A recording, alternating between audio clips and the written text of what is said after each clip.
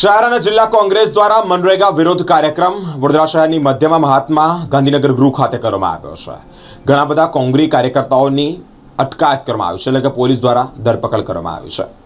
ગુજરાત પ્રદેશ કોંગ્રેસ સમિતિના માર્ગદર્શન હેઠળ અને વડોદરા શહેર કોંગ્રેસ સમિતિ તરફથી આજે મનરેગા કાયદાને નબળો પાડવાના ભાજપ સરકારના પગલા સામે વિરોધ કાર્યક્રમ યોજાયો હતો। મહાત્મા ગાંધીજીના મૂલ્યો તેમજ શ્રમિકો અધિકારોના રક્ષણ માટે મહાત્મા ગાંધીનગર ગૃહ ખાતે આ કાર્યક્રમનું આયોજન કરવામાં આવ્યું છે। કાર્યક્રમ શરૂ થતાની સાથે જ પોલીસ કાફલા સ્થળ પર પહોંચી ગઈ છે અને કાર્યવાહી શરૂ કરી છે। પોલીસ દ્વારા વડોદરા શહેર કોંગ્રેસ સમિતિના આગેવાનો કાર્યકર્તાઓને ટીંગાટોળ કરી વાહનોમાં બેસાડવામાં આવ્યા છે।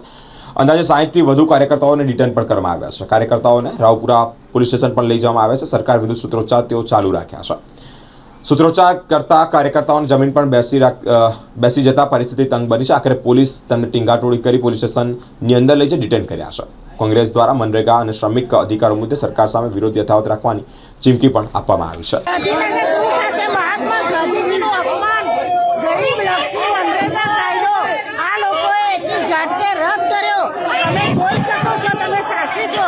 અહીંયા હજુ મહાત્મા ગાંધીજીનું અહીંયા અમે આગળ ગાંધીજી માર્ગે અહીંયા ખાલી આંદોલન કરી રહ્યા છે। ત્યાં સુધીમાં અમને બોલવા બી નથી દીધું। મહાત્મા ગાંધીજીનું નામ સુદ્ધા નહીં બોલવા દીધું। આ સરકારે ગરીબોનો હક, ગરીબોનો રોટલો અને ગરીબોનો અધિકાર છીનવીને આ લોકોએ જે રીતે કર્યું છે એ ખરેખર દેશની જનતાને અન્યાય છે। આ જનતાને આજ જોવાની જરૂર છે કે જે તે વખતે કોંગ્રેસની સરકાર હતી, તમે ખુલીને તમારી વાત રજૂ કરી શકતા હતા ને તમારો અવાજ રજૂ કરી શકતા હતા। આજ મહાત્મા ગાંધીજી રાષ્ટ્રપિતાનું જેને બિરુદ આપ્યું છે, આજથી 20 વર્ષ પહેલાં 2005માં ડૉક્ટર મનમોહનસિંહ દ્વારા મહાત્મા ગાંધી રાષ્ટ્રીય ગ્રામીણ રોજગાર મિશન યોજનાની શરૂઆત કરવામાં આવી। દેશની સૌથી મોટી જે સામાન્ય જે ગામડાઓ છે એને 100 દિવસની રોજગાર ગેરંટી મહાત્મા ગાંધીજીના નામથી આપવામાં આવી।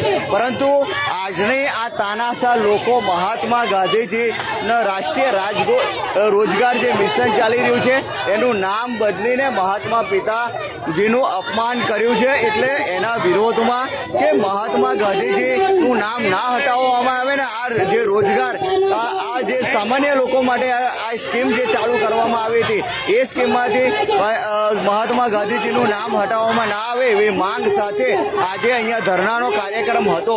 પરંતુ ધરણા શરૂ થતાની સાથે જ પોલીસે આપ જોઈ રહ્યા છે કે તાત્કાલિક ધોરણે 1 મિનિટ પણ નથી રહેવા દીધા ને ધરપકડ કરવામાં આવી રહી છે।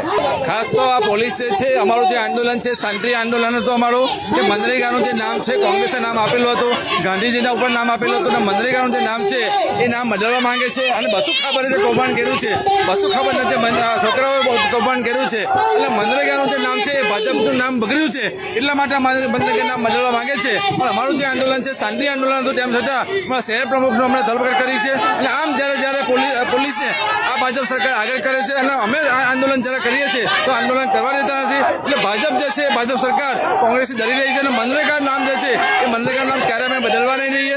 નામ બદલવાથી યોજના પૂરી થવા નથી, પણ ગાંધીજીના નામથી જે મનરેગા નામ યોજના પણ આવેલું હતું, આ જે યોજના છે ગરીબો માટેની યોજના છે। પરંતુ આ જે બધું ખાબર અને તેઓના પુત્રોએ જે કૌભાંડ કર્યું છે એ કૌભાંડમાં મનરેગાના કારણે ભાજપનું નામ ખરાબ થયું છે, એના માટે એમનું આ નામ બદલ્યું છે એવું અમારું ચોક્કસ માનવું છે।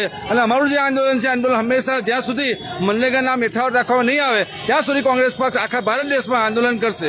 કરીને તમામે તમામ યોજનાઓના નામો બદલી અને પોતાના નામ પર કરવાનું કહ્યું છે। અને આજે કોંગ્રેસે જે કાર્યક્રમ કર્યો એમાં 1 મિનિટ પણ કાર્યક્રમમાં ઊભા નથી રહેવા દીધા અને ગાંધીજીના ફોટાનું પણ મારા હાથમાંથી દહન કર્યું છે। એટલે ગાંધીજીનું પણ સરેઆમ અપમાન કર્યું છે આ પોલીસે।